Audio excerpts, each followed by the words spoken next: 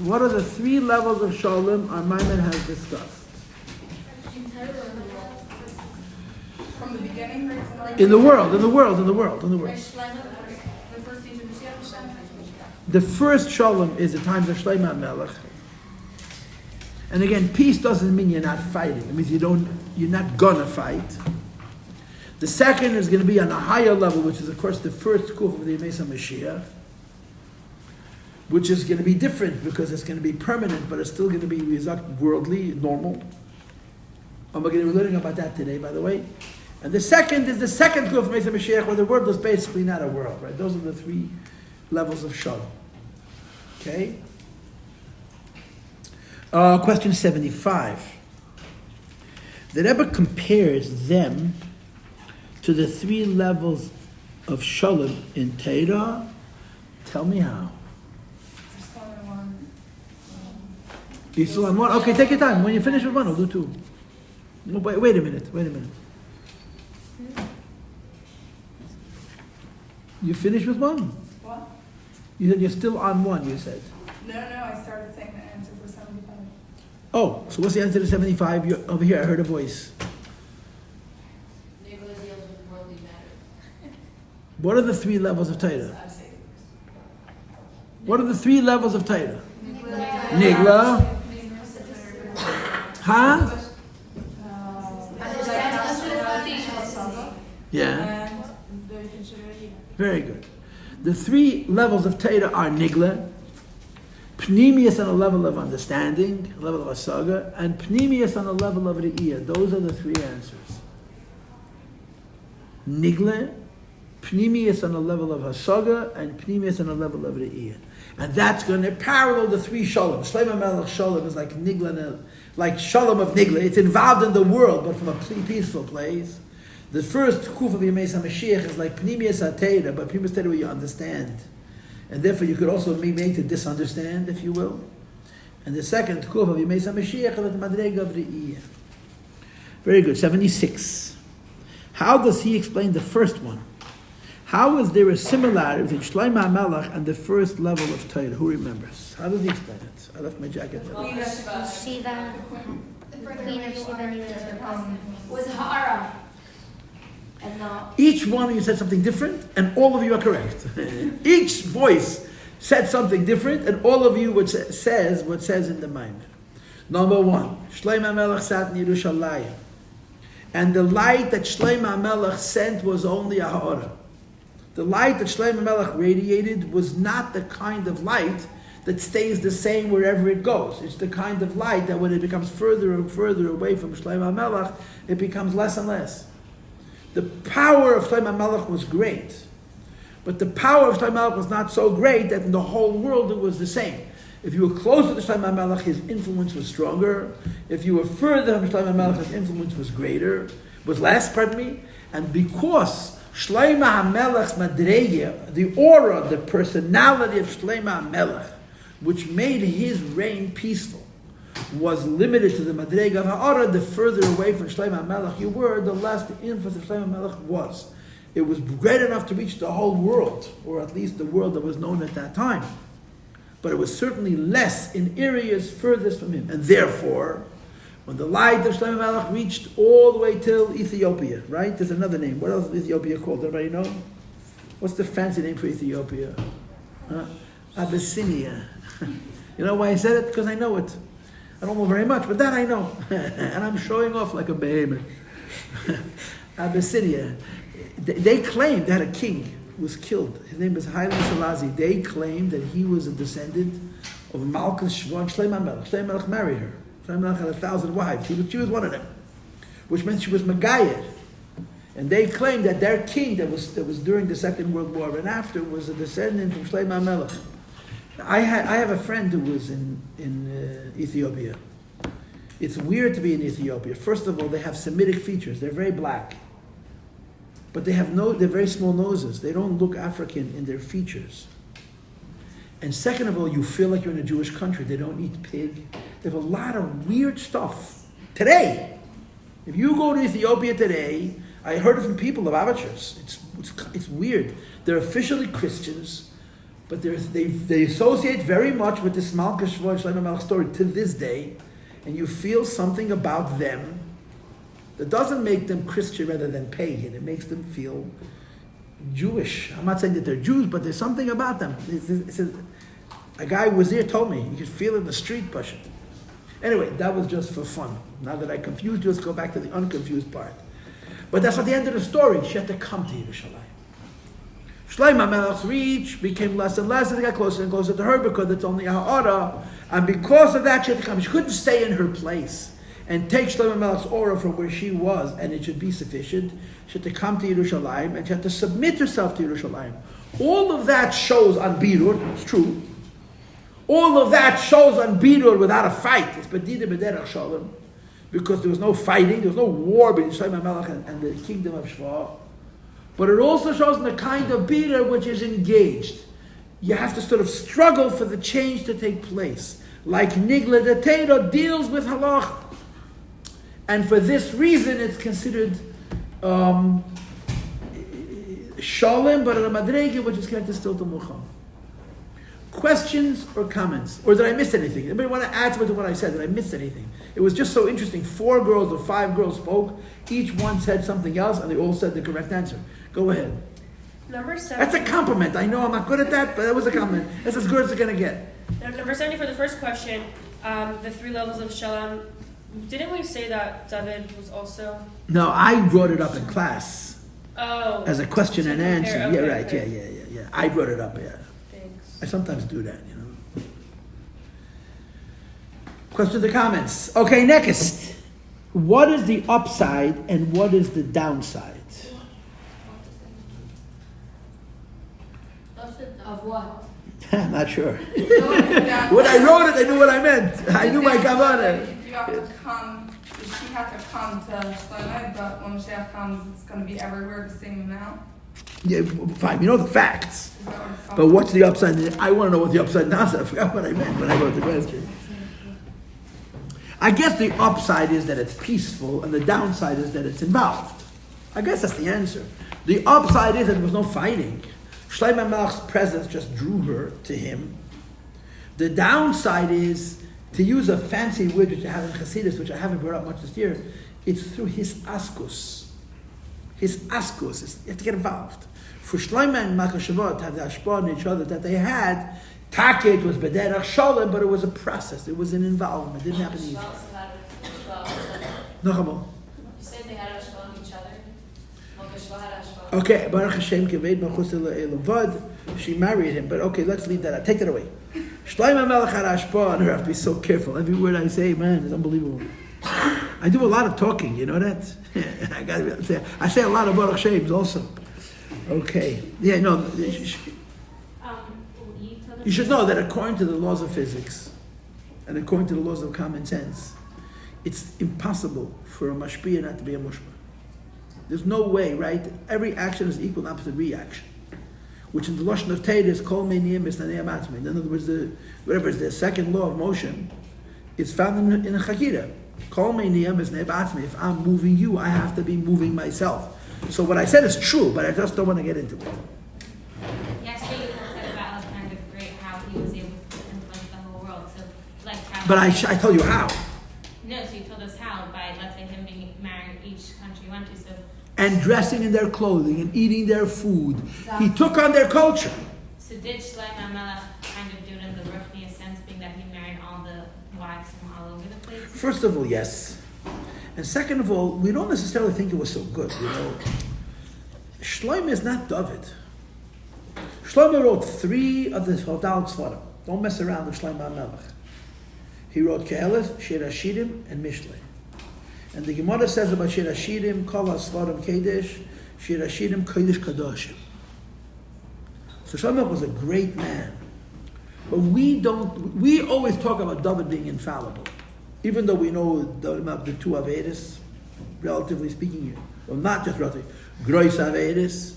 David HaMelech is beyond reproach. The Gemara says, Kol Ha'ein David Chot Eini Elataya.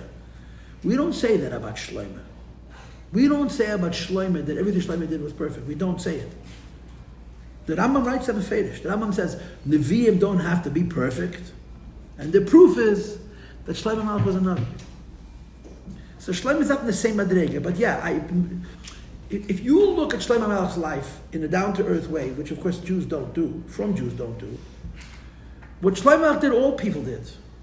If you're a powerful king and you rule the world, you have political marriages. That's what it was. It wasn't real marriage, it was political marriage. You marry a princess from every court, so now you're connected politically, and it makes the world a safer place. You know what used to go on in the Middle Ages? You know what's going on in the Middle Ages? Neighboring kings would exchange children. Let's say, just for the sake of argument, right? Austria and Czechoslovakia, which was once a bunch of countries. Moravia, Bohemia, Shmepimia, I don't know what. They were always fighting with each other. So one of the ways they made peace was the king of Czechoslovakia would send his crown prince to live in the capital of Moravia, or Bohemia. And the king of Bohemia would send his crown prince to live in the other capitals. And they lived wonderful lives. But they were hostages. They were keeping the peace. You get what I'm saying? It's another form. It was politics. If you look at Shlomo's life, B'derech Pashtus, Shlomo married all these women because that's how he kept his empire together. He didn't marry women on the street. He married a bunch of powerful men's daughters. He married Malka Shva, the same idea. So, was it right or wrong? Was it right or wrong? According to Torah, it's wrong. Huh? According to Torah. In other words, it was, if she said according to Torah it was wrong. If according to Torah it was wrong, it's factually wrong. Shlomo Melech did something wrong. So there's the bitter aspect, but there's also the practical aspect. So how sees Shalom if he needed that? Went against Torah. Like I said, we don't want to start up with Shlomo Melech. It's so confusing. David was like It's not confusing. It's just hard. Confusing means it's not confusing. It's clear. There are things that are confusing. David HaMelech is confusing. Shlomo Melech is not confusing. It's just Shlomo Melech was one of the most important Jews who ever lived. He built the Beis Hamikdash. He was one of the smartest people who ever lived. With 3 Sfarim of Tanakh. Shlomo Melech was fallible. We don't say about Shlomo Melech or we say about David HaMelech. We just don't. But how did he have this great peace? Where did it come from? Like it's not. He was an incredibly great neshama. An incredibly great neshama. You have to assume he had a great neshama of David HaMelech. Tzaddikim, in the madregas of tzaddikim, Shlomo Melech said to himself, what did he say to himself? I'm so smart, I know the reasons for the mitzvahs, and if I'm not going to go astray. Shlomo Melech, leave him alone, huh? You don't want to mess with him. When you start up, he can get out, you know what I'm saying? Yeah. And he's smarter than you. But Shlomo Melech's not confusing, it's just painful. Because Shlomo Melech's life set up the division. Shlomo Melech's life is the reason for the 2 kingdoms and for the destruction of the Beis Hamikdash. Shlomo Melech is blamed for the churban of the Beis Hamikdash because of how he lived, not David. Well, he was the one that built it. Right, he built it, but the test in the Navi, al api val chamosi benisili es abayis azeh. And in Chassidus they explain, I built my Beis Hamikdash on anger. Why? Because Shlomo married Bas Parei. Shlomo Melech did things that he should not have done. It doesn't sound steer to what it says here. Don't misunderstand. What Chassidus tells Shlomo Melech is emes. Again, it's not confusing. It's just painful. It's annoying. Okay, annoying. You can say annoying. It's too powerful just because of like what David did to prepare for his Shlomo Melech is considered the smartest person who ever lived. So he was talented. He was Brilliant. Yes. And I want to remind you of a little detail. You know how old he was when he took the job? He was 12. He was before Bar Mitzvah. Shlomo Melech was 12. It's Nesh Pashat, It's in Gans Nesh Pashat. Was it anything he did, or just that he Was it his marriage to the 1,000 wives? It's a combination of all those things. Chavre, let's get back to the Maimer. See, the Nigla and Chassidus? Chassidus is so beautiful. You bring a Nigla, you ruin the whole party. Yeah. The Shlomo Melech and the Maimer is a lakus. Finished, that's it.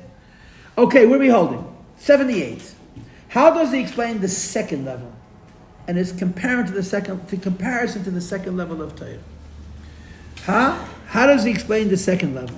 Anybody remember? Like is equally everything. That's right. Remember that ain't safe as Atzmos. It's not an order.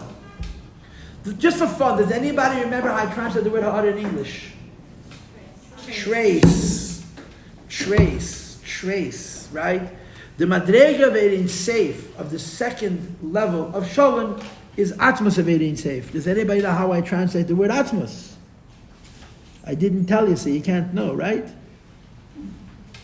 I translate Atmos as in relationship with self. Etzem means in relationship with self. Atmos of Ein Seif means Ein Seif, which is not connected to the world, is connected only to itself.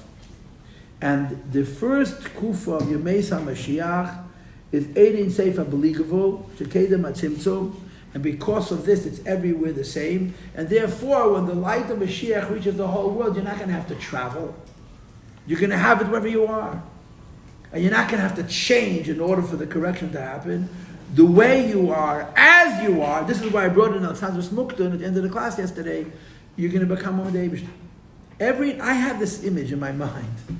I have a lot of images in my mind. The only problem is my images are as true as everybody else's. It happens with my images, right?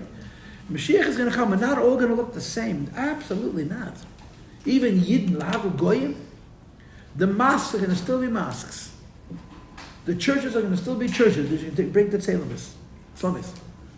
The temples that they have with the Buddhists and the Hindus and the Chves and Vos, they're all going to remain. And the way Muslims worship, that they cry in the morning to call people to daven, they can do it after Mashiach comes too. But they're going to daven to the Eibishter. The truth is, the Muslims even now are davening to the Eibishter.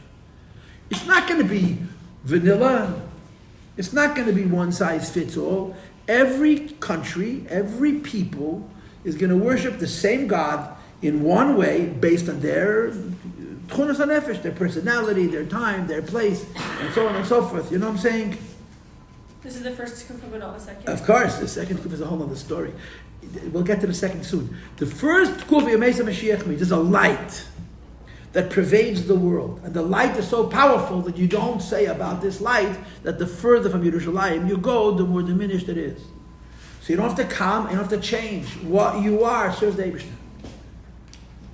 As close to Malach HaShosh, you had to come and you had to change. Just 1 minute. The light doesn't have to change, or the people don't have to change. You still have your culture, you still have your language, you just break off the tail. But won't this great light that's ever come... You know, I just want to point out like 4 girls with their hands raised. Let them, you know what I'm saying? They're doing the right thing, you know what I'm saying? Okay, in the back, you have your hand raised. Go ahead, talk loud. Is the light going to come from outside? Is it going to be a very strong light? It's going to light on the world, everywhere in the world, just as powerful? Or is just the light in the world going to be revealed?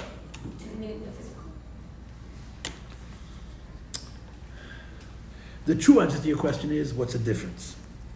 But the answer that I'm giving you is it's going to come from outside. From outside? Yeah. I always thought that Mashiach was that. We're talking about the first kufa, relax. Okay, the second kufa, the Oh, light. just wait. Go ahead. So does that mean that everyone's going to have their way of learning Torah? Still, like, there's still going to be different. There's going to be Malach, there's going to be Chassidus, there's going to be... Absolutely. 100%. In seminary Aleph, there's a big picture of Mashiach comes. Everyone's wearing Shtreim Lach and they're the same chant, the same kish, the same gefilte fish. So one of the teachers asked me what I thought of the picture. I said, I don't think it's realistic. It's beautiful. It's fantastic. It's beautiful. It's like a fairy tale. It's not what it's going to be. Every year is going to have his derech. Yeah. All of us are going to be Talmidim of Mashiach Tzidkenu, learning Teras Hashem Mashiach in their own levush. There'll be Sardim, the Ashkenazim, the Chassidim, there'll be Misnagdim, there'll be Oberland, there'll be all types. And we'll all serve the same Eibishter. And we do that now also, yeah? We'll all be Talmidim of Mashiach Tzidkenu with our own flavor. But isn't the Rabbi Nasi Adar? Of course he And the is. Rabbi of everyone? Of course he is. They have to... I'm asking you a question. You're a Lubab, right? Born, bred, brainwashed, for sure, yeah? Are Lubavitchers all the same? That's your answer. Any other questions? Go ahead, talk loud. If this light is so great and it's going to be equally everywhere, how's the other nation going to even have the possibility to do? Like, aren't they going to automatically want to change over and become Yidden because of this great light? It's going to affect them in such a way.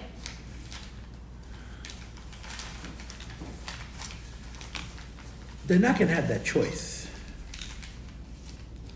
I don't think after Mashiach comes, we're taking any Gadim. I think the Gadim situation is closed. But I don't know. Halachically, in the times of David HaMelech, there was an official Gezeidah not to take Gadim. You know that. When Jews are doing very well, it's a bad time to take Gadim. Because when Jews are doing well, there's a gatum. They're not converting to Judaism. They're converting to a higher standard of living. Which is why today it's a big controversy, right? The Iraqi community takes no gatum, none, zero, on principle. If you go to South America, where the Goyim are poor, the Yidden are rich, most of the girls were converted to Judaism and doing so because they want to marry to money. That's not the reason that you can become a gay. It's not the reason at all. The problem is once you convert, even for the wrong reasons, you're a convert. But it's very tricky. After Mashiach comes, I don't know if there's going to be Gainim at all. But you must understand something much more important, and I think that's what the Rebbe would say.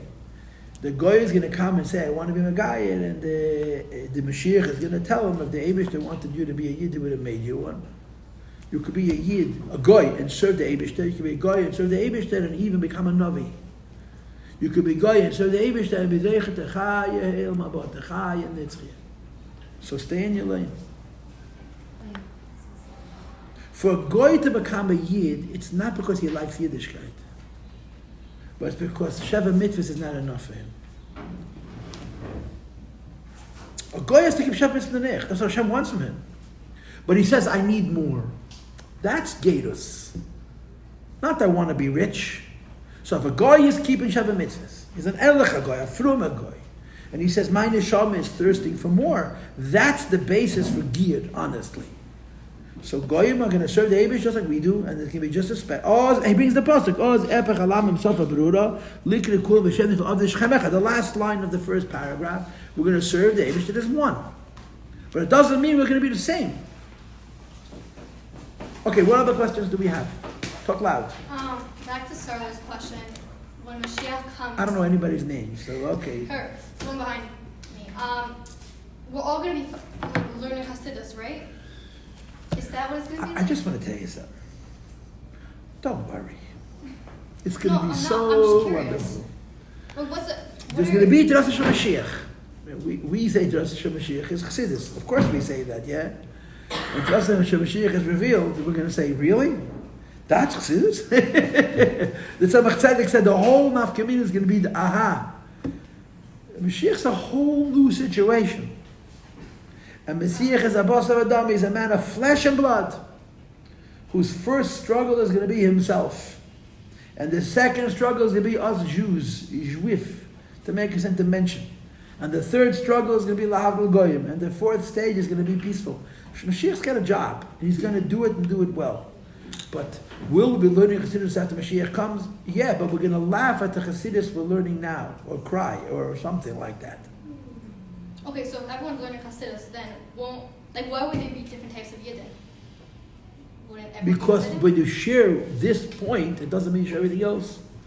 There's still different Nischais HaTfilah. There's still different chalents. You put X in your chalant or not? Yeah. How do you make a chalant? A Sephardi chalant, Ashkenazi chalant, Hungarian chalant, a Galician chalant. There could be different chalants. So we'll have different minor details, but the major thing will be we'll all be doing the same thing. You see, but you have to understand something how the Eibishter looks at it. The Eibishter wants the minor. Diribetach means Hashem wants a lot of... wants the different challenges? That's right, he wants the different challenges. That's right, exactly what he wants. It's part of Tachtoinim. The Rebbe used to say all the time, Nahara, Upashta. So same way You know what that means? Hashem wants the different... You know what that means? No. So why don't let me finish? A river is different than a stream. A stream comes from one source. Rivers spread out, and as they spread out, they become tributaries. Nahara, the Baal Shem Tov came into the world and created one idea. And since the Baal Shem Tov, Nahara, Upasha, the river expands and it radiates and it expands into a diverse different forms of Chassidus. Of course, we're right, they're wrong. I think them and said, hey, of course we're right. Why? Because we're right. I can't help it. I can't lie. I'm under oath, yeah? So everybody learns Chassidus Chabad, but no one is supposed to wear shtreimel? I beg to differ. The beauty of it is the diversity. Okay, Chavre, we gotta learn Chassidus, you know what I mean? Chavre, we're done with no Yenteshaft. Go ahead. You all have such worries. Why? Worry about bringing him, not what's going to happen once he gets here. Go ahead. Can you explain the connection between the iron sex in the world and the second level?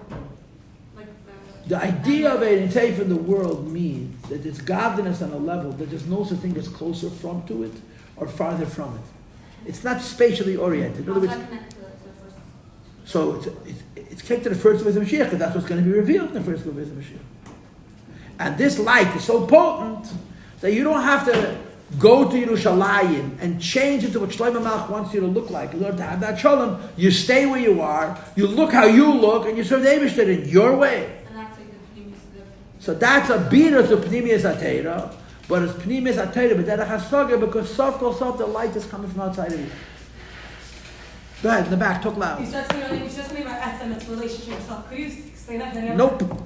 Sounds so interesting. Think about it. Think about it. Think about it. Part of my job is to be a provoker, a pain in the neck, provocateur. Go ahead, talk loud. How would Goyim exist if there's not going to be Tumah Mashiach?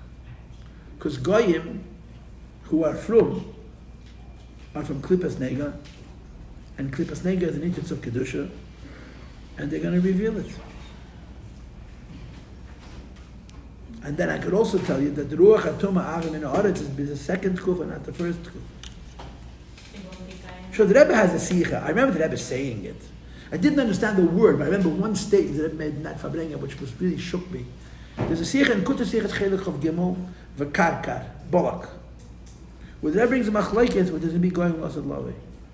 One opinion is almost all the goyim are going to be wiped out, and the other opinion holds most goyim are still going to exist. And the Rebbe is very bothered by the idea that Mashiach comes and billions of goyim die. It really bothers the Rebbe. And the Rebbe basically answers that it's not a machlekes whether the goyim are going to die or not. The machlekes is whether goyim after Mashiach comes are going to serve Hashem or serve Yidden. If goyim don't deserve Mashiach, they will exist after Mashiach comes as servants of Yidden. That's the shita that holds that the goyim are going to die. Now goyim serve Hashem. According to the shita that says after Mashiach comes, goyim are going to serve Yidden, that's the shita that describes them as disappeared. The other shita says that even after Mashiach comes, goyim serve Hashem, not us. And the Rebbe holds, that's what the Rambam holds. And the Rebbe holds that that's what the Alter Rebbe holds in Tanya. Welcome. Thank you. Okay, if we have to make me go to the Maimed, please. Hello? Can I You ask can, a question? at your own risk. But this is the last one, okay. It's like picking on your words again. You said that the Mashiach has a struggle with himself. Yeah, of course. What is that? Yamid Melech and Beis David, Hoyge Beteire, Ve'eser, Mitzvah, David, Avok, Viteire, Shebeksav, Zeshbal Peh. David HaMelech, the first thing that Mashiach is a servant of Hashem. And it's a struggle. Okay, it's going to be so easy. A walk in the park. Everything is Yagiyah. You know, the only things that are free are the things that are valueless. You get it? Oh, here we go. Okay, all the religious people. Let's go. Next paragraph, please. Elo. Do I have your attention, please? So, Chavra, what did we do so far? We did like this. Shloim HaMelech Shalom is, we'll call it a diminishing Shalom, right? The further from Yerushalayim it is, the more diminished it is compared to how Torah is mevarim, but Derech Shalom nigla the Torah, correct? That it has to change you. The first Kuf Yemei Mashiach is a Gila of Elokus, which is not diminishing. It's still oiled from the outside, but it's not diminishing. And therefore, you don't have to become something else. The way you are, you serve the Eibishter. Now, what's the difference between the second Kufa and the third Kufa? Where's my phone? I need the time. Let's go. Ella, cooked in a venik. Page Kuf Pei Dalet. Shabazeg Gufa Yesh Chiluk. As far as this is concerned, there's a difference between Kufa Rishena and Kufa Shnir, between the first Kufa of Yemei Mashiach and the second Kufa of Yemei Mashiach. Now, girls, you need to understand something. The two Tkufas Yemei Mashiach, I mean, the Rebbe created it really. He brings a mocker for it in other Sfarim. But those other Sfarim really talk more about Elam Haba. The Shallah has it. This Sfarim before the Rebbe who speak about their two Tkufas. But you must understand that the two Tkufas of Yemei Mashiach are really mostly according to the Rambam. And I'm not sure we hold like the Rambam. Because the Rambam holds that after Mashiach comes, the world is natural, right? Yes. The Rambam also holds that Tchias HaMeisim is a part of Yemei Mashiach. Right? Yeah. Now, what do we hold? We hold that Tchias HaMeisim is Elam Haba. We disagree with the Rambam. The Rambam holds that Tchias HaMeisim is Neshama B'li Guf. The Rambam holds that in Tchias HaMeisim there's no body, there's just souls. So the Rambam has to hold, has no choice, that Tchias HaMeisim is part of the Mesa Mashiach. So the Rebbe asks a simple question. If after Mashiach comes, nature doesn't change, how can there be Tchias HaMeisim according to the Rambam? And that's where the two periods of Mashiach come in. Now, the two periods of Mashiach are really primarily according to the Rambam. Because if you don't hold like the Rambam, you hold the Tchias HaMeisim B'Yom Haba. So you don't have to divide Mashiach into a natural period, into a supernatural period, because the miracle of Tchias HaMeisim is not a part of Yemei Mashiach, it's a part of Elam Haba. I'm just pointing it out. I didn't hear you. What do you mean by Elam Haba? What's Elam Haba is schar. Elam Haba is schar. It's not avoida, it's schar. After Mashiach comes, we're still going to serve Hashem. We're going to have free will, and we're going to make good choices, and we're going to serve the Eibishter. Elam Haba is schar.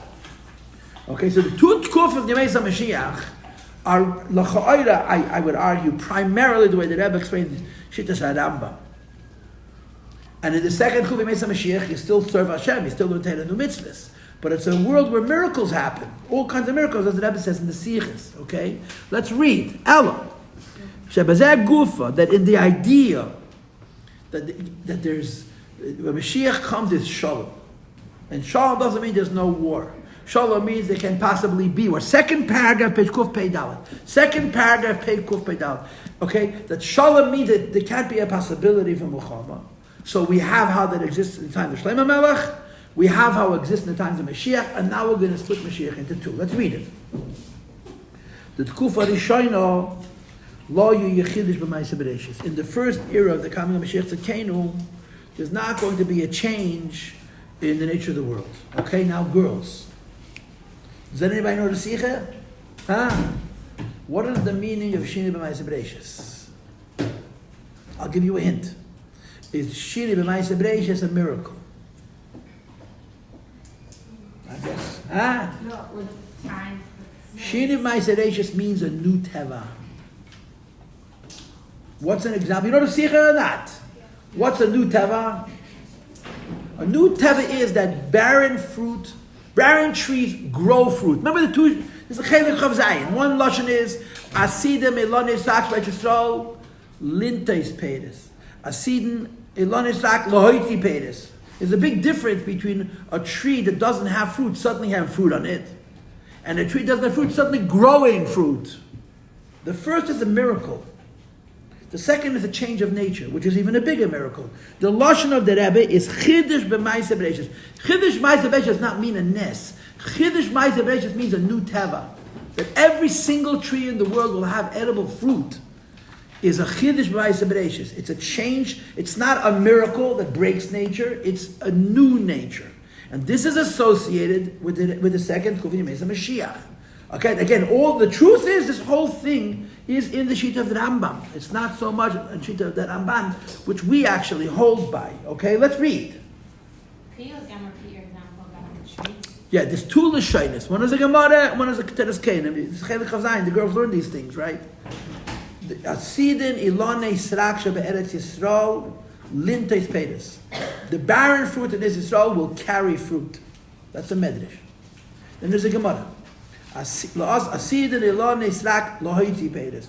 the barren trees in the world are going to produce fruit. What's the difference in the first and the second? Carrying fruit, it didn't grow on the fruit, it miraculously appeared. You see what I'm saying? Growing fruit is not a miracle, it's a new teva. A tree which now does not have edible fruit will also have edible fruit. It's a shinui in teva. It's a much bigger nes than a nes. Because it's a new teva, and that's the second Kofi Yemei Mashiach. And part of that, the most important part of that, is Tchias HaMeisim. Okay, please, let's go inside, please. I'm asking you to look inside. Says the Rebbe, the Betku Farishayna, in the first Kofi Yemei Mashiach, Lo Yechidish Ma'aseh Bereishis. There's not going to be a new teva. There could be miracles, there could be big miracles. But a change in nature is not going to be in the first kufa. Farvas, young lady, in the second row from the end, because hagili elakus sheyiyeh b'ha'olam. the fact that in the first Kufa Yemei Mashiach, the revelation of godliness, Yihya mitzad gili eidin seiv shemeir b'chol mokem. There's going to be a revelation of godliness in every place. What's the catch? What's the tachtet? Who spoke up before? It comes outside. It comes from the outside, right? Avaloi mitzad ha'olam gufa. It doesn't come from the world itself. The world itself is a world. The godliness is added to the world. That addition of godliness to the world brings shalom. It brings shalom in a way that you don't have to change. With the way you are, you're able to serve the Eibishter. But it's still from outside. Because the world follows its normal conduct, which is the words of the Gemara and the Rambam. It's b'derech hateva. Yes? Which is why there will be a revelation during the first Kufa Yemei Mashiach. Hagiloi de Nivroyim. There will be a revelation of godliness to the creations. V'habitol shalahem, and their bitol. In addition to the yard. In addition to the yard, girls, parallels the idea we had in the previous page, that when you understand Pnimius HaTorah, it's in addition to you. Remember that? Right? Understanding versus seeing. So he's repeating it again. The first Kufa Yemei Mashiach is Teva, is a world. The same world as now. There could be miracles, but miracles are breaking Teva. They're not making a new one. We're not going to see like us. Like, we're not going to see like us. It says here you're gonna. And how we reconcile that, I don't know. But it says here you're gonna. Understand? That's what it says. I'm just reading. Like the kusim, like the physical things that God. Oh, you see, you right away put everything into the same. But what I'm asking why you're asking. Does it say that? Oh, that's what I'm asking. That's the whole difference with the first and the second. That's the whole difference. It's light. The shot. Have patience. Do me a favor. Let the Rebbe talk. Give him a chance. Have a little patience. Okay. During the first Kufa Yemei Mashiach, the world is the same world we have. The change happens from light. It happens to be a very potent light, but the light is influencing the world from the outside. Now, it's strong enough an influence that you don't have to change it to something else. What you are becomes the servant of the Eibishter, right? It's not by the time the Shleim HaMelech HaMal Keshva, but it's still from the outside. Let's keep going. V'al bracket, v'al derech. This can be compared to Ha'avana v'asaga the Pnimius HaTorah. On the previous page, right, in Perek Hey, we learned that there's two levels in Pnimius HaTorah. There's Pnimius at a level of understanding, remember? And the Pnimius at a level of seeing. What's the difference? The level of understanding, Pnimius HaTorah, is the kind of understanding that someone can still change your mind. But if you see it, it's impossible to change your mind, right?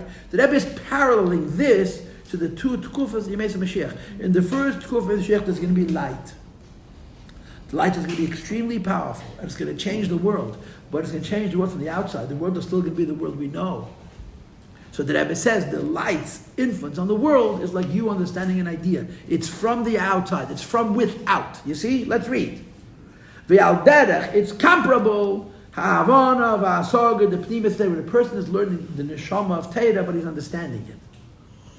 That shikumei davanesen al adam, it's like something in addition to the person. Shalachein shayich, but it's therefore possible when you understand something, it's possible that you should change your mind. Shinoi. Or chalishus, or you should not feel as strongly about al kol ponim kanal, as we discussed at the bottom of page Kuf Pei Gimel. So they're making an alignment. The first Kuf Yemei Mashiach is learning Pnimius HaTorah, but it's learning Pnimius HaTorah in the Madrega Vasaga. You're understanding it. Anything you can understand can be tomorrow made to be not understood.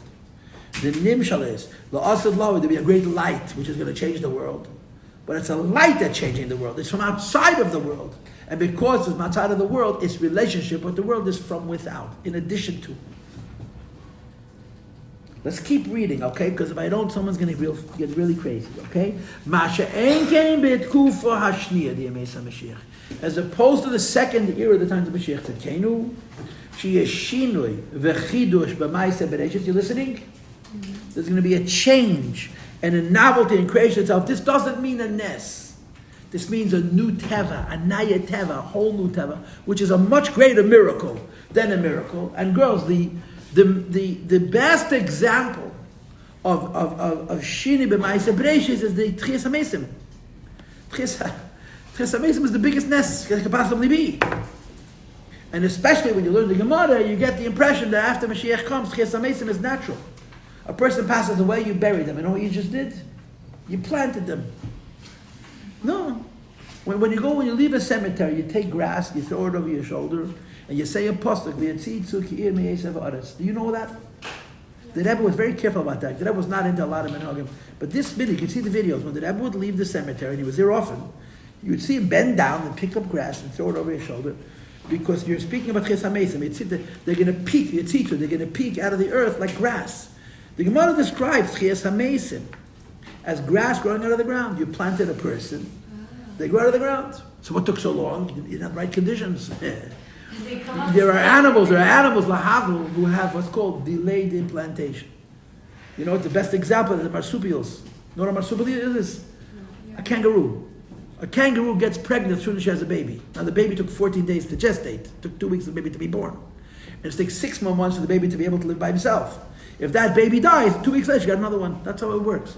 And the pregnancy stays, it waits. If the baby is born and does well, the pregnancy doesn't develop. A year later, it begins to multiply. It's called delayed implantation. Chiyas HaMesim is delayed. Every person who's buried is planted. And Chiyas HaMesim, they grow out of the ground. That's what the Gemara describes it. That's why you have a whole shaila in the Gemara. If people who drowned at sea, there's a story. If they have Chiyas HaMesim, you have to bring a special knife and a pasuk. So there's a way of explaining Chiyas HaMesim. Under the right conditions, every neshama who was planted. It's not a miracle. Oh, it's a miracle. But what I'm trying to say is that this is in the category of miracle, which has to do with living in a new world. So they're going to miss the first kufa. Oh, wow, you're making me nervous now. You're making me very nervous. Okay. But that's also money is gonna grow on trees. We're gonna plant these. Okay. Can we burn Just them? let me know. Just let me know when you're done. Just let me know when you're finished. So the Rebbe says, I'm reading inside. Machon came b'tkufa shniyah. In the second year of Chiyas HaMashiach, yeshinui v'chidush b'maaseh bereishis. It's not just a miracle. It's a new world. It's a new teva. And again, the example that the Rebbe brings from the Gemara is that every single tree in the world is going to bear fruit, or the one you're giving. And you have to understand that with these Gemaras, each one is a little bit different. About asidin ilonis, like milas, and that the finished cookies are going to grow, and clothing that you could wear. That could be in one of two ways. It could be a miracle, in which case it's connected to the first kufa, and it could be a new teva, in which it's connected to the second kufa. And you have to look at the language of the Gemara, each one, to know when it's talking about. Because the Rebbe brings his raya from the Lashon. In the Teres Kenim it says only in Eretz Yisrael, not in the whole world. And it's going to be weighted down by fruit. It doesn't say it's going to grow, it's going to be weighted down. In the Gemara it says all the trees in the world will grow fruit. So he points out from the Lashonis what is a nes and what is a new teva. So all those exciting things that you read about are in the same category. Well, let's read it. Masha'en came b'tkufa shniyah d'yameis HaMashiach. The second period that comes to Mashiach. She'achidish v'shinei v'achidish b'maaseh bereishis. There's going to be a new teva. Says the Rebbe Yesleim. Now this, you've been waiting for an hour for me to say this, okay? Shagilui ba'elam. The revelation of Hashemliness in the world, yeah? Va'abitl ba'nevroim. And accordingly, the degree of bitl from the creation to the Eibishter. Yi is going to be not from a great light, not even a light from Lifnei HaTzimtzum, but mitat teva v'geder ha'elam guf. It's going to come from the world itself. In other words, after Mashiach comes, godliness is not light. Godliness is not without. Godliness is within. It's higher than the light shining. Much higher. Yeah, it's deeper, yes. The famous story, right? After Yom Kippur, the Alter Rebbe asked the Mittel Rebbe, what was his meditation during Rosh Hashanah? So the Mittel Rebbe said that his meditation was some fancy concept in Kabbalah. So then the Mittel Rebbe said to the Alter Rebbe, and Father, what was your inbonus? His eye davened with the piece of wood that my sitter was sitting on. And the way the story is explained with the Alter Rebbe was misboinen the lakus of the etzem, of the gashmi. Now girls, we didn't do this justice, okay? I'm going to have to write questions. We're going to review this next time, and I'm seriously considering giving